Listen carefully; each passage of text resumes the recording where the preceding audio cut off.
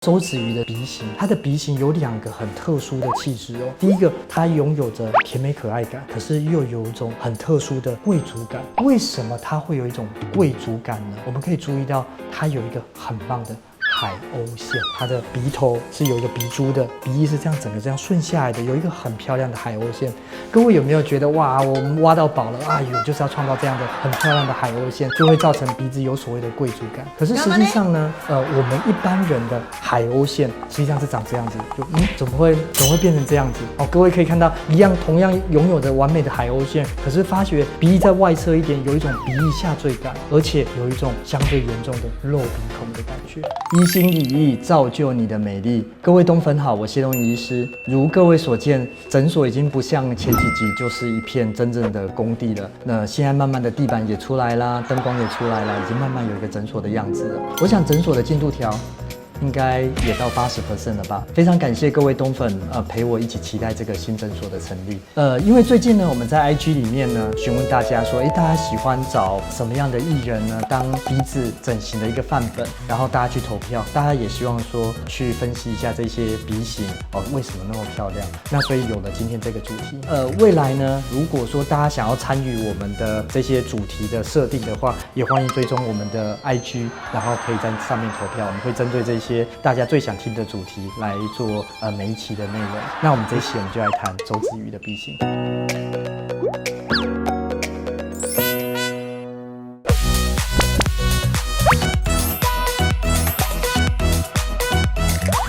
记得按赞、订阅、开启小铃铛哦，这样才不会错过最新的影片。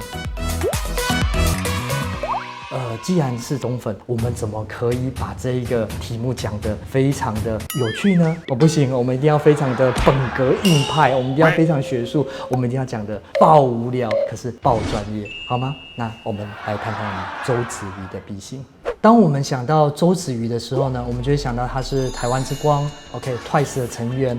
我们对她的印象呢，就是非常漂亮的女生，而且有着甜美可爱感。可是各位有没有注意到，她除了甜美可爱以外呢，有一种很特殊的精致的贵族感。那这贵族感怎么来的呢？等一下我们试着分析。首先呢，我们可以看到她全脸照片，我们会发现她就是一个漂亮女生，所有的脸型的比例啊，各方面都非常的漂亮，包含她的眼神啊、卧蚕啊、苹果肌啊、嘴唇啊，甚至下巴。这些都非常的棒，这些细节呢，或许我们之后有机会的时候呢，我们再仔细谈。我们今天真正来仔细的谈它的鼻型就好了。我们可以注意到它的鼻型有2个很特殊的气质哦。第一个，它拥有着甜美可爱感，可是又有一种很特殊的贵族感。这2个概念其实是完全不一样的概念，怎么会周子瑜的鼻子同时可以完美的融合这2种很特殊的特质呢？我们来进一步分析。从正面来看它的鼻型，我们可以注意到它整个鼻子的比例是非常的协调的，包含它的宽度，包含它柔美的一个 Y 字鼻的线条，包含它鼻头跟鼻翼之间的比例，所有的比例都非常的协调，这是造成它整个鼻型漂亮跟柔顺的主要关系。那为什么会有一种可爱跟甜美感觉呢？第一个我们会注意到，其实它的鼻头呢，并没有想象中的那么小哦，它其实鼻头是有点大的。我们记不记得我们之前有谈过这个鼻头软骨？我们可以看到它鼻头软骨的线条是这样子，有一点点鼓起来的，有点像金龟子翅膀，所以造成它其实鼻头是比较大一点点的，柔一点点的，这是它为什么甜美的其中一个原因。那另外一个呢，是它的3根转折点。我们可以注意到它的3根转折点呢，是大概在瞳孔连线左右相对来说，这样的瞳孔转折点呢，就会让整个鼻型看起来更柔美、更甜美、精致。这是它为什么同时可以有漂亮跟柔美可爱的这种特质。其中有一个很特殊的，为什么它会有一种贵族感呢？我们可以注意到它有一个很棒的海鸥线，它的鼻头是有一个鼻珠的，鼻翼是这样整个这样顺下来的，有一个很漂亮的海鸥线。各位有没有觉得哇，我们挖到宝了？哎呦，就是要创造这样的很漂亮的海鸥线，就会造成鼻子有所谓的贵族感。可是实际上呢，我们一般人的海鸥线实际上是长这样子，就怎么会变成这样子？各位可以看到，同样拥有着完美的海鸥线，可是发觉鼻翼在外侧一点，有一种鼻翼下坠感，而且有一种相对严重的漏鼻孔的感觉。觉。这是为什么我们同时有海鸥线的时候，可是却没有办法有一个真正的贵族感的鼻型的主要原因，就是露鼻孔。那我们来仔细谈一下什么叫露鼻孔哦。我们可以想象露鼻孔就是正面看的时候会露出鼻孔这个阴影感，感觉好像在往前瞪人一样。那我们进一步分析哦，什么原因造成露鼻孔？第一个，我们都知道鼻翼的线条问题。好，这个很像是一个屋子的屋顶一样，我们可以想象就好像一个是鼻孔在这边，我们在最前面这里有一个叫屋顶，这就是鼻翼的部分。如果鼻翼比较高，就这个往上缩的话，鼻翼比较高就会露鼻孔。鼻翼如果是降下来一点点的时候，露鼻孔就会改善了。那可是还有另外一个我们常常忽略掉另一个非常重要的原因，就是鼻孔的下缘这个地板，屋顶以外的这个地板，它的高度，它是高一点点还是低一点点，也非常的明确的影响到露鼻孔的形成。我们今天如果说像子鱼一样，它的这个鼻子的底部这一条线是稍微高一点点的，这一高上去以后呢，它就不太会露鼻孔了。可是我们大部分的人呢，是这个组织呢，就是鼻孔下缘这个组织呢，是比较低位的，比较低的，所以是非常容易露鼻孔。尤其加上鼻翼盖得不够多，屋顶盖得不够多的时候，是会出现一个往前瞪人的露鼻孔的感觉。这是为什么当我们一般人有海鸥线很漂亮的海鸥线勾上去的时候，却是有一种露鼻孔的不好看的感觉，甚至侧面看，甚至会有一种很奇怪的鹰钩感。可是子鱼的这种海鸥线真的是天生丽质啊，它底部这个组织特别的高，所以配合它的海鸥线出现了所谓的贵族感啊，这就是现实的差异啊。而且这个鼻子底部这个组织呢，实际上是很难透过手术去改善的。所以与其我们在手术中刻意去追求我要有一个很好的鼻珠，或者是我要很明显的海鸥线，我们还不如去配合自己原本的条件，配合原本自己动不了的组织结构下协调的设计好看的鼻型。我觉得这才是一个真正鼻整形精致跟高雅的一个关键。那我们再进一步看它的